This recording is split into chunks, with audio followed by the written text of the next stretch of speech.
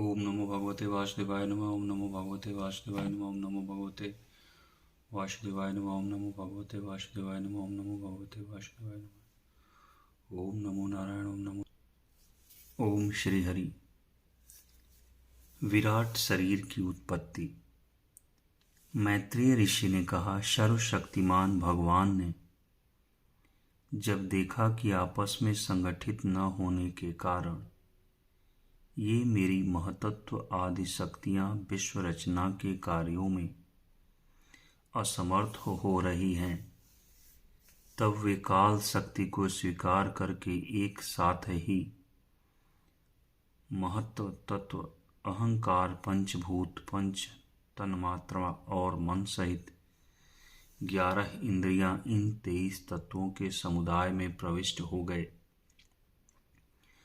उनमें प्रविष्ट होकर उन्होंने जीवों के सोए हुए अदृष्ट को जागृत किया और परस्पर विलग हुए उस तत्व समूह को अपनी क्रिया शक्ति के द्वारा आपस में मिला दिया। इस प्रकार जब भगवान ने अदृष्ट को कार्योन्मुख किया, तब उस 23 तत्वों के समूह ने भगवान की प्रेरणा से अपने अंशों द्वारा अधिपुरुष विराट को उत्पन्न किया।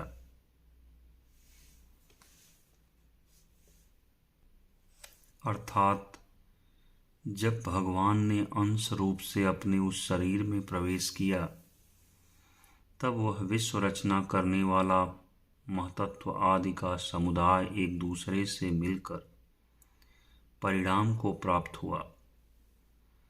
यह तत्वों का परिणाम ही विराट पुरुष है, जिसमें चराचर जगत विद्यमान है।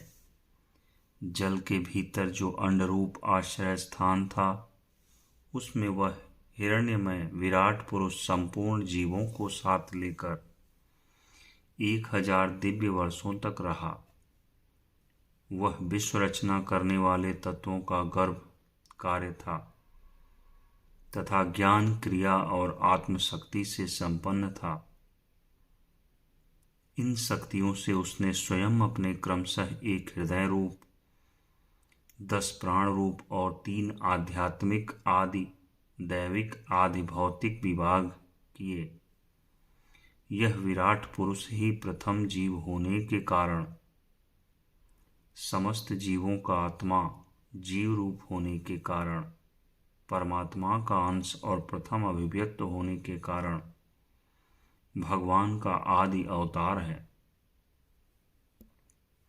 यह संपूर्ण भूत समुदाय इसी से प्रकाशित होता है।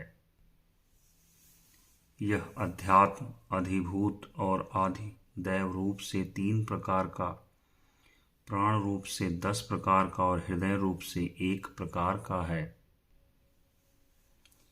फिर विश्व की रचना करने वाले महतत्व आदि के अधिपति श्री भगवान ने उनकी प्रार्थना को स्मरण कर उनकी वृत्तियों को जगाने के लिए अपने चेतन रूप तेज से उस विराट पुरुष को प्रकाशित किया, उसे जगाया। उसके जागृत होते ही देवताओं के लिए कितने स्थान प्रकट हुए, यह मैं बतलाता हूँ, सुनो। विराट पुरुष के पहले मुख प्रकट हुआ। उसमें लोकपाल अग्नि अपने अंश वागिंद्रिय के प्रत्येक समेत प्रविष्ट हो गया, जिससे यह जीव बोलता है। फिर विराट पुरुष के तालु उत्पन्न हुआ। उसमें लोकपाल वरुण अपने अंश रसनेन्द्रिय के सहित स्थित हुआ, जिससे जीव रस ग्रहण करता है। इसके पश्चात उस विराट पुरुष के नथुने प्रकट हुए। उनमें दोनों अश्विनी कुमार अपने अंश घ्राणेन्द्रिय के सहित प्रविष्ट हुए, जिससे जीव गंध ग्रहण करता है। इसी प्रकार जब उस विराट देह में आंखें प्रकट हुई, तब उनमें अपने अंश नेत्रेंद्रिय के सहित लोकपति सूर्य ने प्रवेश किया, जिसे नेतेंद्रिय से पुरुष को विविध रूपों का ज्ञान होता है। फिर उस विराट विग्रह में त्वचा उत्पन्न हुई। उसमें अपने अंश त्वगेंद्रिय के सहित वायु स्थित हुआ। जिस त्वगिंद्रिय से जीव स्पर्श का अनुभव करता है, जब इसके कर्ण छिद्र प्रकट हुए तब उनमें अपने अंश श्रवणेन्द्रिय के सहित दिशाओं ने प्रवेश किया। जिस श्रवणेन्द्रिय से जीव को शब्द का ज्ञान होता है, फिर विराट शरीर में चर्म उत्पन्न हुआ, उसमें अपने अंश रोमों के सहित औषधियाँ स्थित हुई। जिन रोमों से जीव खुजली आदि का अनुभव करता है, अब उसके लिंग उत्पन्न हुआ। अपने इस आश्रय में प्रजापति ने अपने अंश वीर्य के सहित प्रवेश किया, जिससे जीव आनंद का अनुभव करता है। फिर विराट पुरुष के गुदा प्रकट हुई, उसमें लोकपाल मित्र ने अपने अंश पायु इंद्रिय के सहित प्रवेश किया। इससे जीव मल त्याग करता है। इसके पश्चात उसके हाथ प्रकट हुए, उनमें अपनी ग्रहण त्याग रूपा शक्ति के सहित देवराज इंद्र ने प्रवेश किया। इस शक्ति से जीव अपनी जीविका को प्राप्त करता है। जब इसके चरण उत्पन्न हुए तब अब उनमें अपनी शक्ति गति के सहित लोकेश्वर विष्णु ने प्रवेश किया। इस गति शक्ति द्वारा जीव अपने गंतव्य स्थान पर पहुंचता है।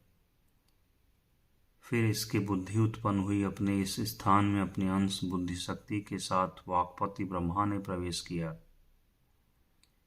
इस बुद्धि शक्ति से जीव ज्ञातव्य विषयों को जान सकता है। फिर इसमें हृदय प्रकट हुआ, उसमें अपने अंश मन के सहित चंद्रमा स्थित हुआ। इस मन शक्ति के द्वारा जीव संकल्प विकल्पादि रूप विकारों को प्राप्त होता है। तत्पश्चात विराट पुरुष में अहंकार उत्पन्न हुआ। इस अपने आश्रय में क्रिया शक्ति सहित अभिमान रुद्र ने प्रवेश किया। इससे जीव अपने कर्तव्य को स्वीकार करता है। अब इसमें चित्त प्रकट हुआ, उसमें चित्त शक्ति के सहित महतत्व ब्रह्मा स्थित हुआ। इस चित्त शक्ति से जीव विज्ञान चेतना को उपलब्ध करता है। इस विराट पुरुष के सिर से स्वर्गलोक, पैरों से पृथ्वी और नाभि से अंतरिक्ष आकाश उत्पन्न हुआ। इनमें क्रमशः सत्व, रज और तम, इन तीन गुणों के परिणाम रूप देवता, मनुष्य और प्रेतादि देखे जाते हैं। इनमें देवता लोग सत्व गुण की अधिकता के कारण स्वर्गलोक में, मनुष्य और उनके उपयोगी गौ आदि जीव रजोगुण की प्रधानता के कारण पृथ्वी में, तथा तमोगुणी स्वभाव वाले होने से रुद्र के पार्षद गण भूत प्रेत आदि दोनों के बीच में स्थित भगवान के नाभि स्थानीय अंतरिक्ष लोक में रहते हैं। विदुर जी, वेद और ब्राह्मण भगवान के मुख से प्रकट हुए हैं। मुख से प्रकट होने के कारण ही ब्राह्मण सर्व वर्णों में श्रेष्ठ और सबका गुरु है। उनकी भुजाओं से क्षत्रिय वृत्ति और उसका अवलंबन करने वाला क्षत्रिय वर्ण उत्पन्न हुआ, जो विराट भगवान का अंश होने के कारण जन्म लेकर सब वर्णों की चोर आदि के उपद्रवों से रक्षा करता है। भगवान की दोनों जांघों से सब लोगों का निर्वाह करने वाली वैश्य वृत्ति उत्पन्न हुई और उन्हीं से वैश्य वर्ण का भी प्रादुर्भाव हुआ। यह वर्ण अपनी वृत्ति से सब जीवों की जीविका चलाता है। फिर सब धर्मों की सिद्धि के लिए भगवान के चरणों से सेवा वृत्ति प्रकट हुई और उन्हीं से पहले पहल उस वृत्ति के अधिकारी शूद्र वर्ण भी प्रकट हुआ, जिसकी वृत्ति से ही श्रीहरि प्रसन्न हो जाते हैं। ये चारों वर्ण अपनी अपनी वृत्तियों के सहित जिनसे उत्पन्न हुए हैं, उन अपने गुरु श्रीहरि का अपने अपने धर्मों से चित्त शुद्धि के लिए श्रद्धापूर्वक पूजन करते हैं। विदुर जी, यह विराट पुरुष काल, कर्म और स्वभाव शक्ति से युक्त भगवान की योग माया के प्रभाव को प्रकट करने वाला है। इसके स्वरूप का पूरा पूरा वर्णन करने का कौन साहस कर सकता है। तथापि प्यारे विदुर जी, अन्य व्यवहारिक चर्चाओं से अपवित्र हुई अपनी वाणी को पवित्र करने के लिए जैसी मेरी बुद्धि है और जैसा मैंने गुरुमुख से सुना है, वैसा ही श्रीहरि का सुयश वर्णन करता हूँ। अथापि कीर्त्याम्यम गम यथामति यथाश्रुतम कीर्ति हरे स्वाम सत्कुर्तु गिरिमन्याभिधास्तीम।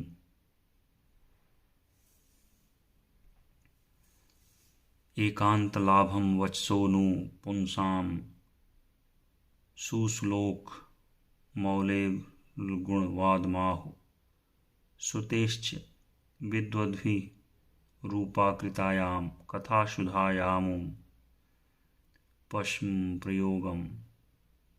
महापुरुषों का मत है कि पुण्य श्लोक शिरोमणि श्रीहरि के गुणों का गान करना ही मनुष्यों की वाणी का तथा विद्वानों के मुख से भगवत कथा अमृत का पान करना ही उनके कानों का सबसे बड़ा लाभ है। ओम श्री हरि। वत्स, हम ही नहीं, आदि कवि श्री ब्रह्मा जी ने 1000 दिव्य वर्षों तक अपनी योग परिपक्व बुद्धि से विचार किया, तो भी क्या वे भगवान की अमित महिमा को पार सके। आत्मनो वशितो वत्स महिमा कविना दिना संवत्सर सहस्रांते धिया योग विपक्यवा।